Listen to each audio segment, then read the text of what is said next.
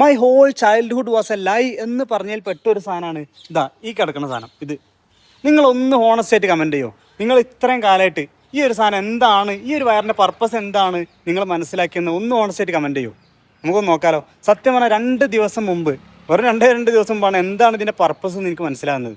ഇത് നമ്മൾ ചെറുപ്പം മുതലേ കേട്ട് വരുന്നത്, ഞാൻ അങ്ങനെയാണ് കേട്ട് വരുന്നത്, എർത്ത് വയർ എന്നുള്ള രൂപത്തിലാണ്. അപ്പോൾ ഇതിൻ്റെ ഇടയ്ക്ക് കണ്ടില്ല ഒരു ഇൻസുലേറ്റർ ഫിറ്റ് ചെയ്തിട്ടുണ്ടല്ലോ. അപ്പോൾ എന്താണ് സംഭവം? ഇതിലൂടെ എങ്ങനെ കറണ്ട് പാസ് ചെയ്യുക? ഒരു എർത്ത് വയർ ആകുമ്പോൾ അതിന് കറണ്ട് പാസ് ചെയ്യാനുള്ള ഒരു കപ്പാസിറ്റി വേണ്ടേ?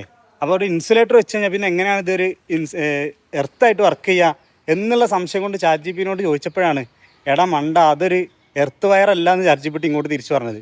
അപ്പോൾ ഇതെന്താണെന്ന് വെച്ചാൽ ഇത് പോസ്റ്റിനെ പിടിച്ചു വെക്കാനുള്ള ഒരു സ്റ്റേ വയർ മാത്രമാണ് എന്ന് പറഞ്ഞാൽ അങ്ങോട്ട് ഇത് അപ്പുറത്തേക്ക് പോകുന്നുണ്ടോ, അപ്പുറത്തേക്ക് 6, 7, 4, 5 വയറുകൾ അങ്ങോട്ട് വലിക്കുന്നുണ്ട്. അപ്പോൾ അതിനെ ബാലൻസ് ചെയ്ത് നിർത്താനുള്ള ഒരു സ്റ്റേ വയർ മാത്രമാണ് ഇത്. അപ്പോൾ അതിൻ്റെ സേഫ്റ്റിക്ക് വേണ്ടിയാണ് അവിടെ ഒരു ഇൻസുലേറ്റർ വെച്ചിട്ടുള്ളത്. കറണ്ട് ആക്സിഡൻ്റലി ഇങ്ങോട്ട് കറണ്ട് പാസ് ചെയ്യാതിരിക്കാൻ വേണ്ടിയാണ് ആ ഒരു ഇൻസുലേറ്റർ വെച്ചത്. അപ്പോൾ ഇതൊരു പുതിയ അറിവാണെന്നുള്ളൊരു ഫോളോ ചെയ്തോളി. അതുപോലെ തന്നെ നിങ്ങൾ എന്താണ് ധരിച്ചു വെച്ചിരുന്നെന്നുള്ളത് കമൻറ്റും ചെയ്തോളി. അപ്പോൾ പിന്നെ കാണാം. See you then. പീസ്.